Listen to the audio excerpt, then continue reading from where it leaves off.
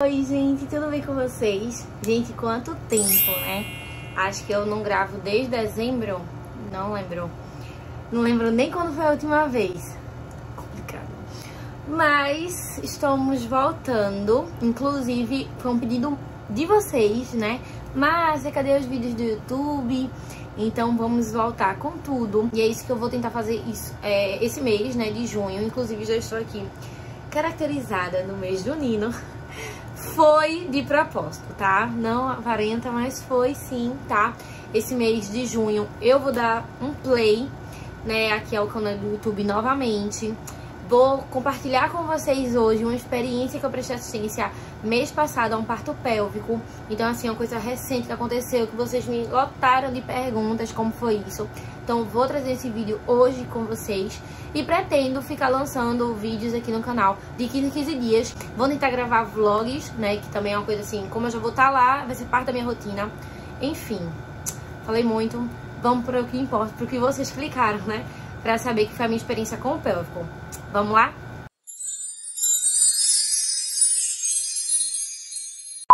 Para iniciar essa conversa, vocês têm que entender algumas coisas antes de eu contar realmente como foi essa experiência, porque eu acredito que vocês vão entender melhor o porquê desse boom, né? Quando eu postei lá no meu Insta, que inclusive vou deixar aqui o meu arroba.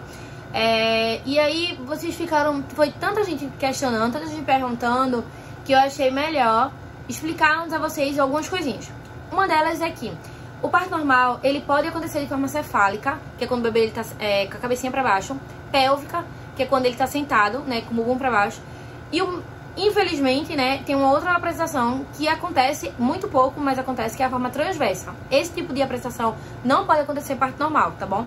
O que acontece muito é que muitas equipes, inclusive nos hospitais, os obstetras, né, porque o parto pélvico não é uma assistência que a enfermeira obstetra, ela pode prestar sozinha, ela tem sim que compartilhar essa assistência com o médico, com um GO, um ginecologista obstetra. E então, esse tipo de apresentação, ele demanda algumas manobras, porque possa ser que a cabeça, ao sair, ela fique...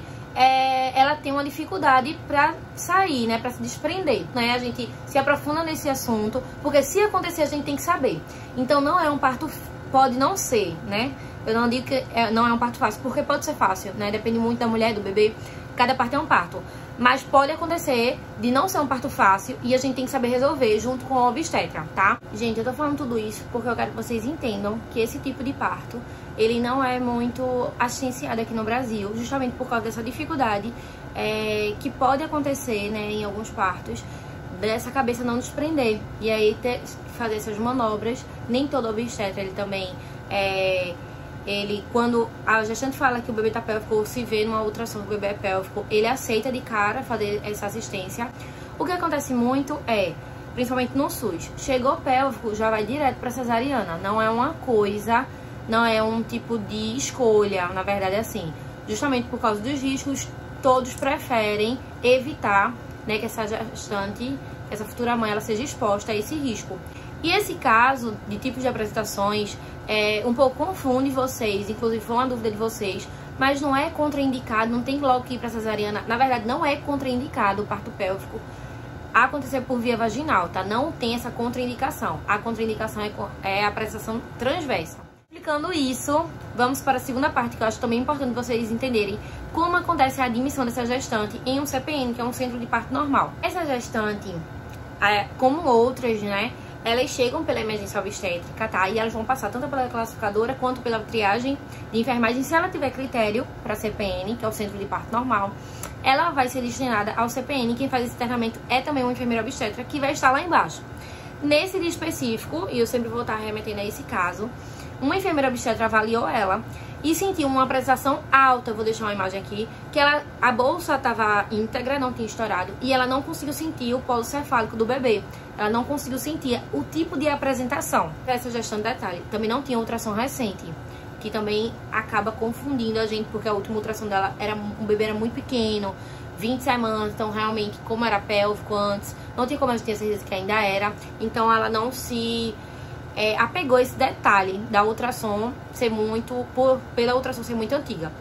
Resumindo a história, essa EO ela avaliou, ficou um pouco em dúvida, chamou um GO, o GO avaliou e ele também ficou em dúvida.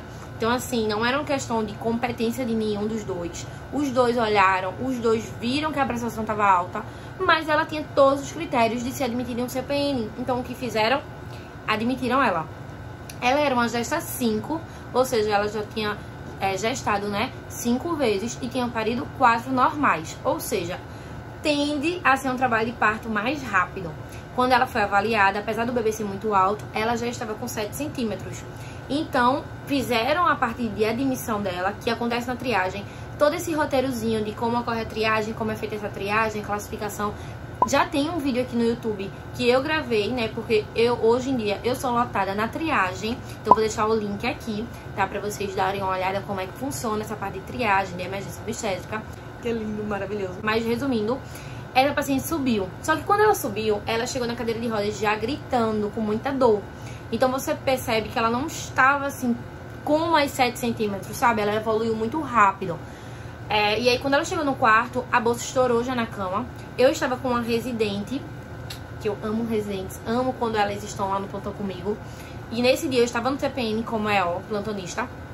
E aí eu fiz... pra residente, perguntei a ela se ela não queria admitir essa paciente. Ela foi lá, foi admitir. E ela voltou pra mim e disse assim: ó, na admissão a bolsa dela estourou e ela tá com puxos, tá? Vou deixar o que seria o conceito de puxos aqui pra vocês, pra quem não entende alguns termos, tá bom? E aí eu falei, gente, então vamos pro quarto agora, porque pode ser que ela já entre em período expulsivo. Quando eu cheguei lá, ela entrou em período expulsivo, a gente começou a abrir os materiais, só que eu tava vendo alguma coisa meio que rosadinha, sabe? E eu, ou é vernix caseoso, né? Ou realmente ela tá vindo, pode estar vindo com a testa, com o queixinho. Não tinha tocado ela porque ela já chegou nesses gritos, nesse período expulsivo, então, e ela tinha sido avaliada há pouco tempo, então não achei necessário tocar, já que tava lá, que tava cefálico. Na verdade, colocaram cefálico por toda a história dela, mas colocaram cefálico também porque, como não viram a apresentação, colocaram lá que era uma apresentação alta, bolsa íntegra, mas botaram cefálico, então não tinha necessidade desse toque. Só que aí eu fiquei na dúvida e pensei que era o cordão. Quando acontece do cordão sair primeiro que a cabeça do bebê, a gente chama de prolapso de cordão. Eu posso até fazer um vídeo com vocês contando uma experiência, comentem aqui se vocês querem, que eu presenciei um prolapso de cordão enquanto residente, né? Eu era residente e presenciei esse prolapso. E aí eu fui com o meu dedinho assim pra ver se realmente era o cordão, porque se for, eu tenho que tomar uma conduta, né? E eu tava só eu e a residente, então no CPN não fica obstetra, não fica médico. Eu ia prestar essa assistência com a residente. E aí eu tinha que tomar alguma conduta de forma assim imediata. E aí quando eu coloquei o dedinho, eu senti o bumbum. Então era uma pressão pélvica. E aí esse bebê, ele não só tava com a bundinha, como na hora já defecou. Então ele fez o cocô. E eu vi que era realmente a bundinha. E aí nesse momento, né, que eu vi que realmente o mecônio, ele chega, saiu certinho da bunda do bebê. Ele não tava vindo, esse bebê não tava vindo com os pés, tava vindo realmente com o bumbum. Ele tava com as perninhas pra cima assim, né, e o bumbumzinho aqui. E aí eu vi que eu tinha que chamar o obstetra, então pedi pra alguém chamar e fiquei lá na assistência. Imediatamente, a primeira coisa que eu fiz foi iniciar as manobras. Lembra que eu conversei com vocês que tem que ter algumas manobras que a gente pode fazer pra facilitar esse parto, pra que a cabeça ela não tenha dificuldade pra desprender. Então eu já mudei de princípio, né, eu não vou falar todas as manobras aqui, isso não é uma aula, mas eu vou conversar com vocês algumas coisas. Então a princípio eu já mudei ela de posição, ela tava meio que semi-sentada. E eu coloquei ela 4 apoios. Vou deixar a foto aqui como tava e como ela ficou. E aí, o obstetra chegou, mas foi muito rápido a descida. Não teve nenhuma complicação, a cabeça não ficou presa. Não teve aquela, chamam muito de cabeça derradeira, né? Não teve nada disso. Geralmente, aí ela pariu, foi tranquilo, já colocou em contato com ela. A residente tava lá, viu, né, prestando essa assistência. E aí foi mais um parto pélvico. Eu já tinha prestado assistência a outros, inclusive um que precisou fazer alguma manobrinha, né, de rodar pra poder desprender a cabeça.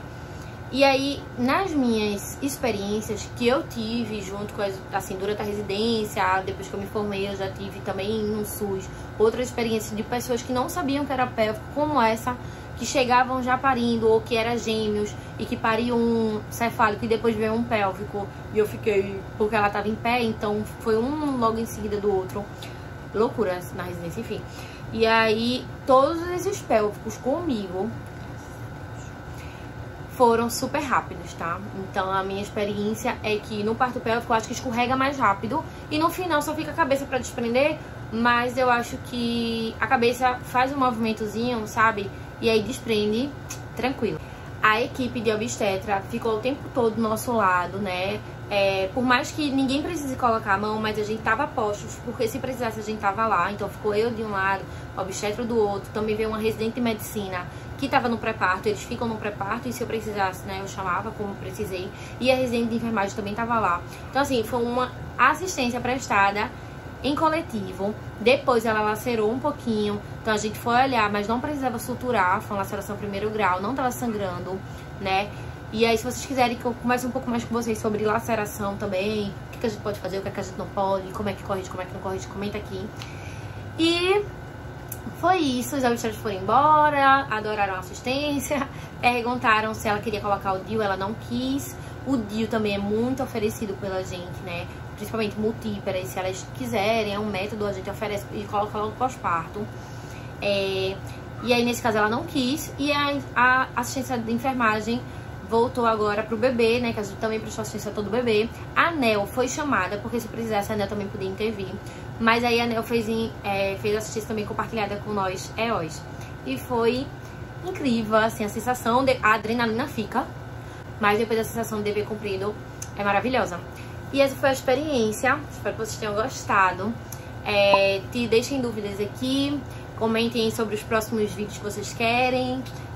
E lembrando que eu vou sempre tentar ficar fazendo esses vídeos, né, de 15 em 15 dias, tentando postar aqui pra vocês, principalmente de experiências. Tenho muita experiência de coisas assim, tipo, nunca vi isso, e aí sempre acontece comigo. Inclusive prolapso de cordão, né, que é uma coisa bem rara de acontecer, mas já aconteceu comigo, inclusive na residência. Então eu tenho algumas dessas experiências.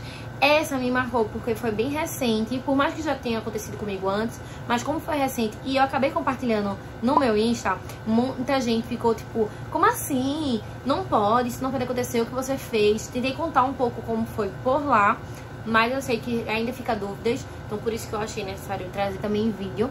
E voltar com esse vídeo aqui, contando essa experiência de um parto pélvico comigo no SUS. Eu acho que eu não tinha vídeo melhor pra voltar pra cá, contar, né, outra experiência. Então, espero que vocês tenham gostado. Deixem um like, deixem comentários aqui também, tá bom? Então, no próximo vídeo, um beijo e até mais!